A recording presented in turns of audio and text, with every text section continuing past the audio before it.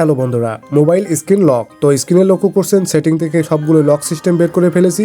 এখান থেকে আমরা কিন্তু প্যাটার্ন লক সিলেক্ট করতে পারি, অথবা এখান থেকে পিন পাসওয়ার্ড সব কিছুই কিন্তু আমরা সেট করতে পারি। তো কিভাবে আপনাদের মোবাইলের সামনে লক স্ক্রিনে লক সেট করতে হয় আজকের ভিডিওতে দেখিয়ে দেব। ওকে, স্ক্রিনে লক সেট করার জন্য শুরুতে আমরা সেটিং অ্যাপ্লিকেশনে চলে আসবো।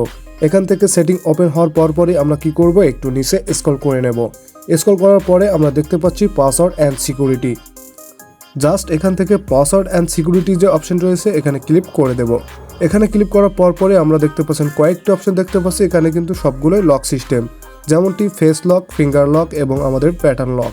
তো এখান থেকে প্রথমে আমরা স্ক্রিন লক নামে একটা অপশন রয়েছে, যেখানে তালা আইকন দেওয়া রয়েছে, এখানে ক্লিক করে দেব, যেহেতু আমরা প্যাটার্ন সিলেক্ট করতে চাচ্ছি। তো এখানে প্রথমে দেখতে পাচ্ছেন প্যাটার্ন, পিন, পরবর্তীতে পাসওয়ার্ড এভাবে দেওয়া আছে।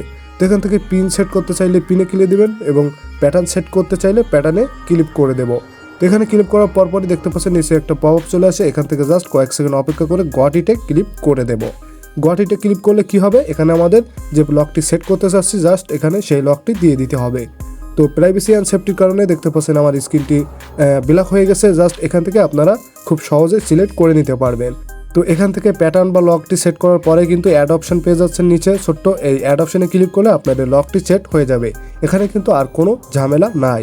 তো দেখতে পাচ্ছেন আমি অ্যাডে ক্লিক করলাম। অ্যাডে ক্লিক করার পরই কিন্তু এই লকটা আমাদের দেখতে পাচ্ছেন ব্লু কালার হয়ে গেছে, অর্থাৎ এই লকটি আমাদের সেট করা হয়ে গেছে। তো এখান থেকে আমরা বেরিয়ে আসলাম। বেরিয়ে এসে কী করবো, আমাদের স্ক্রিনটা অফ করে দেব। অফ করে আবার অন করে দেব।